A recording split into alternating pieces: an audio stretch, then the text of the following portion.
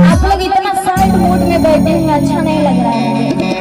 आप लोग के लिए कहेंगे रोहन भैया, खास करके आप लोग के लिए।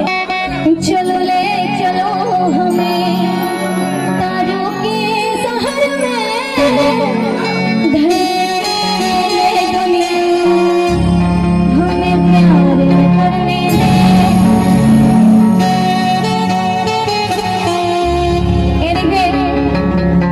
अंकुश राजा के लाल बदक भरत दुबे की तरफ से बहुत बहुत पुरस्कार। और आप लोग मेरा गाना YouTube पे अंकुश जी के साथ भी सुन सकते हैं। अतना दिन के फसल सुगान हरे हाथ के लगाए। बहुत अच्छा से बड़ा प्यार वो गाना है, और वो गाना डुएट सॉन्ग मैं की हूँ साथ में, और आप लोग कल्लू के साथ भी सुन सकते हैं। YouTube पे सिंगर खुशबू शर्मा से आप लोग सर्च करिएगा, जरूर मिलेगा।